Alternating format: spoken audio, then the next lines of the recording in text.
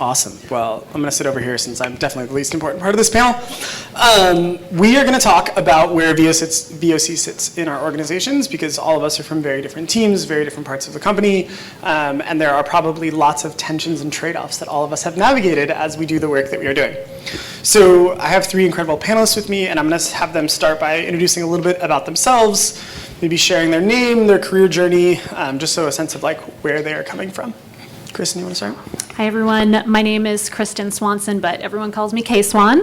And I currently lead research and design at Okta. Prior to that, I also worked at Slack with Bezod and led our customer insights function. My whole life, I've just been trying to learn as much as I can from people, from customers, and that's what brought me here today. So excited to be with y'all.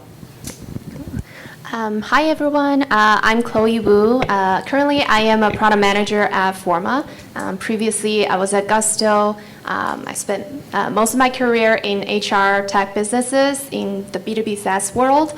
And today, I'm really excited to talk about how cross-functional VoC really is in driving product roadmap and business strategies. Hi, I'm Curtis Stevens. I'm the director of I feel like I'm just yelling. I think I'm too close to the... Director of Experience Strategy over at Tinder. I've been working there since late 2022 trying to building a culture of customer centricity there. It's been an amazing experience and a busy one. Prior to Tinder, I was at Qualtrics, where I led large-scale implementations as well as implementation teams, so practice leads, engagement managers, technical consultants. I also overhauled their own internal CX program there, which was kind of like eating your own dog food. I don't know, right? Yeah. Right, yeah, and then I was a member of the DEI Council, which was really amazing. At Amazon, that's where I cut my teeth on customer experience. I spent the last 3 of my 6 years there, sorry, it's a little long, building the customer experience program for third-party Prime at Amazon, as well as third-party sellers eventually. That was amazing. To give you a sense of scale, we started off with 6 customer service associates and like a couple of pages of policy. And when I left, we were at 135,000 with hundreds of pages of policy. So, yeah. Amazing. Yeah, it was fun. Yeah. Well, Chris, why don't you start and give us a sense of like maybe at Tinder, and then maybe a quick comparison, how the term VoC is used in your organization. Like when you say voice of customer, what do you think of? I got all these notes because I kept kicking this thing around, and I was like, how do I think about voice of customer? So here's my view on it. Honestly, you can call it whatever you want. When I think of voice of customer, intuitively I think of voice of customer, voice of process, voice of business, voice of agent, right? And so it's you can't hear it? Darn it. Okay, thank you. So you have to me, voice of customer is a discipline that's very focused on just that, is understanding everything you can about your customer's experience, how they're feeling, what they're thinking, saying, doing, how is the support model, and things like that. Whoa. And then customer experience in general, I think of a center of excellence. So a center of excellence is like, how do you, what are your best practices and enterprise standards that you put in place to understand your customers? And so designing customer journey workshops that are repeatable, where you can train somebody and hand it off. So to me, I don't want to do journey workshops forever. I mean, I like them, but to me, success is if every product leader in our org knows how to run one of those. Right? So that's how I think about the differences. Awesome. Clara? Yeah, voice of the customer, definitely. At Forma, I think we also include both the install base and also the future prospects. So we do talk with prospects who are hopefully in the future our customers as well, so that we can keep innovating to meet the needs of future customers. We also take a deep look at the competitive landscape. We also do a lot of internal customer analytics. So we try to combine both qualitative and quantitative data into producing that voice of the customer report. I mean, looking out at all of you, you probably have a slightly similar, slightly different answer from the two that you just heard, and I'll layer another one on top. There's like this wonderful music that is accompanying me. Oh, it's amazing. I feel like I'm in a movie or something. Yeah. So I would just ask, like, take a moment and think about like, what does it mean to you? And it probably means 3 variations on 3 things. Like 1 is like some form of input from the customer. 2 is like some way of making that impact the organization in a positive way. And 3 is like the systems that are needed to make that happen even when you're not there. And when you get those 3 things and they come together, it can be magical. And to the point Behzad just shared with us a few minutes ago, it can also be a huge mess. And so your job is figuring out how those 3 things can be magic and not a mess. But sometimes messes are magic, so that's okay too. I think some people like mess.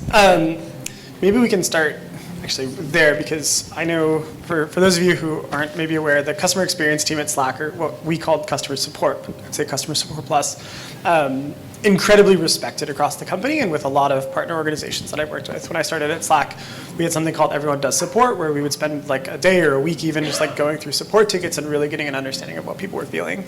So I'm curious, for someone who like helped architect a lot of that and now runs a different shaped practice at Okta, how do you think about some of the trade-offs between like where those behaviors or activities live and like how similar or different do they end up looking based on their home? I think that that's just like a very context-specific question, but the first thing I always ask whenever someone comes to me and says like, well, we're doing this, but they're doing this too. It's like, are we really having like the can we all just get along moment, right? And it's like, what would it look like for you if it was all working? And sometimes people will say, oh, well, I should be able to control all of it. And you'll never be able to control all of it. Somebody's always going to talk to a customer and have an opinion. And so the thing that I really focus on is like, what are the goals that we have for this learning? It can't just be learning for the sake of learning. What are the things we're trying to uncover to pass them forward? And then it starts to make a lot of sense why the themes in the support tickets don't match what the CSMs are hearing, don't match what Stuart heard when he was talking to one of his buddies. Yeah. And so when you can start to say like, oh, we're really focused on the end user experience for small teams that are just getting started, then you can say, oh, well, we want to hear from this person, this person, this person on the insights they're hearing, versus going, support just told us these are the 3 most important features, and CSMs just told us these 3 things that are completely opposite. Now we're going to throw all of it out and just do whatever we want. So I think it really all comes down to like recognizing that people do want to get along, but that they're all looking at data that's coming from different places and answering different questions, and getting really crisp on what those questions are first. Yeah. Easier said than done, I know. So. I'm curious, Chris, either at Tinder or maybe even thinking about the experience, like a bunch of friends at Amazon and know how Matrix that is, and Qualtrics obviously being on the service side, like how do you help teams reconcile that tension based on where those VoC behaviors or centers live? Yeah, by the way, well said. I was sitting there like, I don't think I could say that any better. Tension is, I actually kind of like it. I like, it's like a interesting mix between triggering self-preservation and just enough tension. So I personally don't like owning anything. I don't particularly care for being territorial in any way. So for me, it's about the power of a good idea and being able to show the value. So right now, for instance, at Tinder, I currently roll up through the COO, right? And that could remain forever or not. I'm not really sure, right? But when they brought me over, the idea was I like to start as close to the customer as possible and work backwards. It's an Amazon thing, right? Like, and so the people that are talking to the customers every day, talking about the customers every day, if it's a brick and mortar, who is in the store doing that work, I go out and I talk to them. Those are my people. They know where the bodies are buried. They know what policies are working. They know which ones they work around. And so if you ever want to get a good sense of what's happening on the street, that's essentially where you start. Then I come back and I look at the data. I'm a little bit weird when it comes to that. Like it's not uncommon to see me in a conference room with 40 feet of whiteboards that are completely full. Because I like to understand the relationships with data, which is where I think sorry, I totally spaced on. Did I answer your question? Yeah, okay. You're getting that. I think that like the thing I'm taking away is if you have more of a I want this to be successful approach, Yeah. and less of I want to be successful, Yeah. it ends up being better. I think like figuring out where do you start, who's doing this work. I love your question of like, if this were working, what would that mean? And there's a big difference between, oh, I'm doing this, or the company has this action. Right? Yeah. Sorry, one more. Go for it. No Luke Skywalkers or Princess Leia's, right? It's a team sport. It's a team activity. Everybody wins. Winning is infectious. Once people start to win, they start to want to become part of what you're doing. So like customer journey workshops being cross-functional, right? Cross-divisional. All of a sudden you've got people who are generally see each other as kind of like, hey, don't tell me I can't launch this thing, you know, a QA, whatever. You have these people who are starting to work together to understand a common problem and come to a common agreement on what a solution looks like, or at least what reality looks like. And once you start doing that, you're breaking down silos and you're getting people to build their own networks instead of fiefdoms. So, I like that. Yeah. Chloe, obviously you sit in product, so there's like, we were talking about this before, of like almost feeling this, how do you counteract your own bias of like, well, I'm the product manager, so like, I think we should do this, but also like, I want to make sure that I'm representing the customer, I want to make sure that I'm talking to our sales team and our CS team, like, how do you balance that tension for yourself, given that like you have kind of the power in a certain way? No power. We're just messengers. But yeah. Only every PM thought that. I think I love this question of where does VoC sit, because there's truly no right answer. At Gusto, VoC sits within product operations. At Forma, it actually sits within user research/design. But for each organization that I've been at, I've observed that the owner actually, they are the DRI, but they actually consult a lot of people. So they go and get inputs from teams like engineering, product design, to ask like, what are some assumptions that you want to validate for your next quarter? And then they go and ask customer support and dive deep into the sales, close loss reasons or NPS comments, and then they come back and then they try to match they try to match patterns. So for us, I think the ownership matters less as long as you are trying to be cross-functional and getting inputs from everywhere. There are two pitfalls that I do see where insights are brought, but they don't get to the last mile, aka actually fitting into the product roadmap or changing the business strategy. And so far, I've observed like two pitfalls. One is you didn't get the right audience. So the people who are actually decision makers didn't get to hear your insights, or you didn't bring them in early where the questions that they want answers to, you didn't do that research. And then the second pitfall is sometimes the insights are staying at too high a level, or that they lack certain elements for the people to make the decisions. For example, how often does this happen? Is this truly what the root cause of the problem is? Have we talked about other trade-offs? Like all of these, you are helping the decision maker make a business case, so the more full-fledged the insights can be, the more useful it will be.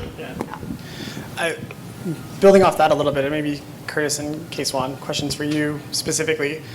As you have these more kind of open practices, you have a lot of people who are engaging with customers, who are hearing things, you know, see a person who gets a ticket, someone who goes through this workshop, and they're like, oh, this is really important.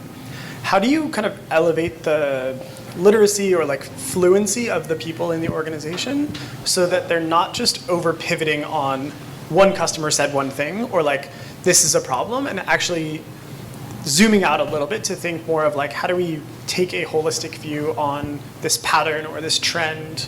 Because I think that tension between like, this one thing is an outlier but really important versus this one thing is like one unhappy person can be really hard to navigate. Yeah, I mean, this happens all the time. And so just to give context, maybe when we were about 4,000 or so people at Slack Rough, there were maybe 300 or so agents. And those agents would spend all day answering tickets that would come in. And they would be like, we hear this dozens of times a day, every single day. This must be the most important thing. You should be able to turn on all notifications for every thread in Slack. People out there have asked for it, I know. And this must be the thing that we build. And they would be like, so sure. And then you'd be like, did you know that less than 1% of our user base has submitted a ticket in the last year. So it's like, yes, this is a very, very strong signal, but who is it from? It's from our most engaged end user base on teams that are from this size to this size. It's like, that's a very good insight. But if you're like, is the number one thing we should prioritize something that is wanted by these people? Yeah. And then they go, well, I don't know. Maybe we should build that SSO connector, all right, you know. So I think it's really about helping people understand, like, how does this particular piece of data relate to the world of customers? And that requires you to have like a lot of fluency on who your customers are, in ways that require you to partner with, you know, engineering, data science, all of those folks, because it is very, very easy when you are a human to get biased by the things that happen around you, and just helping people check that bias can go a really, really long way. Totally. Amen. Did you ask for notifications for all threads? Oh yeah, I did. I was the one. Yeah. I knew it. I'd like all of it. Yeah, you're totally right. Sorry, did you want to? Okay. You're totally right. You know, part of it is like scale, like what's your population, or what's your sample size, right? And how is that sample derived? Like, is that skewed toward one demographic, one segment or whatever? Like, you really have to be kind of more random, right? And then the other one is freshness, like how fresh is the information you're looking at? Like, every once in a while I'll come across this, someone will be presenting a study and I'll be like, sorry, when was that before COVID? You know, and you're like, oh yeah, the freshness of the data, because things do change. Post-COVID world, especially in dating, is a very, very different place.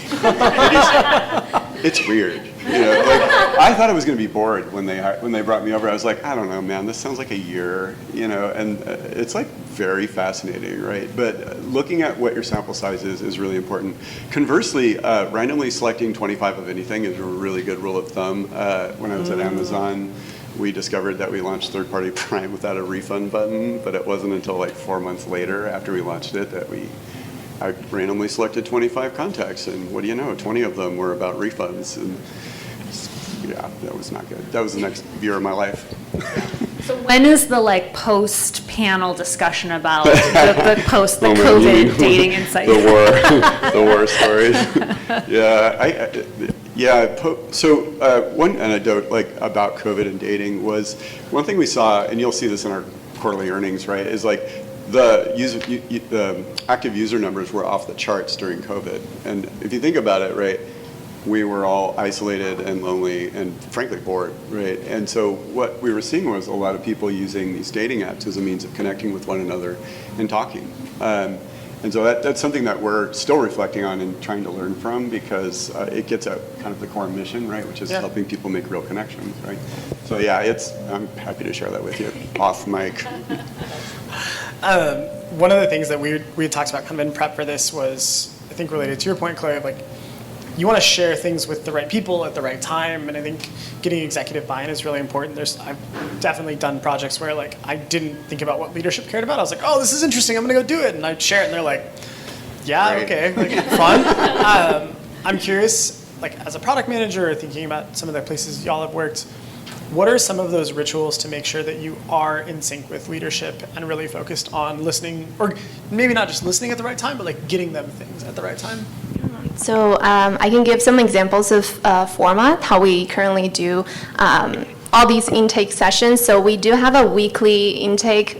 We call that universal intake, where we host 30 minutes every Tuesday and Thursday for CSMs and salespeople and operations to come and share what they think are really important for them.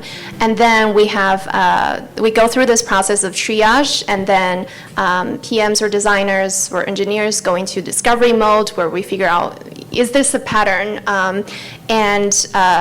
And then we try to size it. If it's a small sprint, quick win, we try to fit it in so that real-time feedback can actually be acted upon. But then there are all these larger products, initiatives, and then that goes through quarterly roadmap planning. So in there, we also do the same process of triaging, sizing the opportunity, figuring out patterns, and like making trade-off decisions. And usually these are larger tech debt or product debt initiatives. And then for annual planning, this is where we make some changes to long-term vision. So we make some big, bold bets, like entering a new market or launching a complete new product line. These are usually require a lot more research, a lot longer time to validate demand, to figure out what's the prioritization of use cases, to segment the personas, etc. And that usually is a concerted effort between multiple functions. So yeah, we try to make quick wins and then medium task and then longer term long bets. One of the things that I've found with my teams, I don't know if you see this, is that they're very, they're plumbers, gardeners in a lot of cases, and so they'll be like, I collected all these insights, I reported it out, it's going to be on the next roadmap. And I'm like, it doesn't mean you failed if it doesn't get on the roadmap. And sort of telling them that even if you share an insight and it doesn't, that thing doesn't make its way onto the roadmap in the way you expected, it still influence someone and change their mind. It might just not happen for like 3 months or 4 months or maybe even a couple quarters later, because what's happening in the business has a way of shifting what people think is important. So kind of, I've always tried to reframe for people, like it's not a linear process, because sometimes they can be very disappointed if they're like, this is a slam dunk. I'll give a shout out to Michael, because him and I were the ones that were having a lot of this conversation. But the plumbing metaphor really came from this, like, when I was working with Figma, they had a lot, like, you'd have a product launch, and Figma's a very loved product, and so there'd be all this feedback coming in. And the PM's like, all I care about in the next month is like fixing any bug that is broken. I don't want feature requests, I don't want anything else. Like, can you just put this somewhere else? And we realized that this is kind of like having this reservoir, right? Like, it's not that you want the water all the time, it's that you want to be able to turn the water on and off when you need it. And like, you need a way to store it somewhere. And so that's why building those kind of pipes matter, because you're going to gather that feedback and you want to collect it so that when it's necessary, it's there. But the expectation is not just like water is flowing in all the time and flooding things out. Given that we're getting close, maybe 2 rapid fire rounds, would love to hear from all of you. What are you, like, thinking about your teams, your practices, kind of voice of customer generally? What are you most concerned about in the next like year or two? This could be like wildly personal, like I don't have any staff. Yeah. Yeah. Well, so Forma is a pretty small organization, and we don't have architects, we don't have writers, we don't have playbooks. Everyone is trying to do different things to make this work. And there's just so much user feedback coming from all different sources, and we're really overwhelmed because we do have a huge member base, but a really small team. So for me, I think the biggest challenge is really how do we triage all of the different user feedback coming from different sources. And I'm so lucky that I found Monterey.ai. This is not a paid ad, not paid ad. But actually, I was trying a bunch of different tools, like unnamed, but yeah, when Monterey AI, when I tried it out, it was really solving this problem for PMs to not have to manually tag every single product feedback to a project area that we're focused on. Yeah. Thank you. I think for me, it's really as we sort of enter this era of increased budget awareness that people don't put the ability to build things that can directly be tied to revenue ahead of the ultimate customer experience, because you might not be able to justify every little piece that makes a good customer experience, but it has like multiplicative effects. So helping the organization not get distracted. Yeah, I love that. I'm just going to hang out with you. Yeah, I think that as well. I really like what you said about it, not necessarily always leading directly to revenue, which is a hard one for me to remember sometimes. But I think understanding the relationships between the qualitative mindset and experience and the quantitative one, right? So like, yes, revenue is great, so is, your NPS, right? Likelihood to recommend, brand loyalty, overall satisfaction with your relationship, right? Like those things eventually do lead to money. And if you can build an understanding of the relationships between the qualitative and quantitative data points, the long game is to pay attention to how the behavior, how that sea of data changes over time. Once you land something and you can see the changes, then you can start communicating that, and that keeps back in. Last question for y'all. What advice would you have to someone who's like starting to build a voice of customer practice for however they would be defining it. Or anything that like you want to get out before we go to Q&A. Last thoughts. Can I go to this? Go for it. Go. All right. Before anything is listen. Learn how to listen to people and validate what they're saying. But build a coalition of support, which is part of listening. Learn the business deeply. Learn the business, and that means going and talking to the frontline staff. Show the value. So your short, medium, and long-term wins is quick wins. As soon as you get one over the finish line, it's infectious. Everybody wants to be a part of it, and then give everybody credit for it. Have a plan. You're either going to build a Prius or a Rivian, right? Don't get territorial. Give everything away. If you want people to talk like you and think like you, that's when you know you're making a difference. Is when the culture changes. And then it's okay not to know something. Just be the person who's willing to find out. That's my best. Oh, great. That is so well said. I don't have anything to add, really. Sorry. Yeah, no, I just want to plus one to something that both of you had touched on earlier, which is like bringing your stakeholders early and speak their language and figure out what they want, what their motivations are, and then that would help. Definitely everything that was said here, and tell stories. No one sees a Google spreadsheet and they're like, that changed my life. I mean, maybe some of you do, but really, like when you're talking to executives and you tell them a story and the story sticks, that's when you'll start to get the wins. Yeah. All right, I think we have time for like maybe one question from the group. And if you want to say it, I can repeat it back with the mic. That way we don't have time. Yeah, go for it. Hi, I'm Jordan, head of product at SoftBank Robotics. We've got 20,000 robots deployed worldwide, automating commercial real estate. But my question is more so around where does voice of customer sit when it comes to crisis management? I think maybe Okta might have a play in this, Tinder might have a play in this, because I have a role of detect, respond, resolve, respond, and then mitigate. And where I get stuck on is how long and how far do we go with mitigation as it waits on the broader roadmap and what we need to prioritize and reprioritize. Yeah, one of my best friends runs trust engineering at Discord and has worked at a number of financial institutions, and his framework is typically like everyone on quickly and then roll off after. And so like I think Kristen's framework of knowing what are the categories and who's paying, like everyone activates and then they can opt out quickly and say, this isn't my area as soon as you start realizing that, because I think part of the goal of the mitigation is who still needs to be around to start to fix these things. And you get everyone around because I think very often I've seen it. We had this problem on Facebook a couple of times where like we didn't get enough people activated, and then you needed other expertise, or we spent a weekend doing an investigation that if we had called the right product manager, it would be like, this is what we changed, this is why this broke. Right? So I think a little more of a swarm for the high priority and roll off becomes helpful. Hashtag deploys channel, favorite place to hang out. But yeah, the framework there I think becomes really helpful because it sets that expectation. Awesome. Well, thank the three of you for joining. This was great. Thank you. Thank you. Thanks, Julie.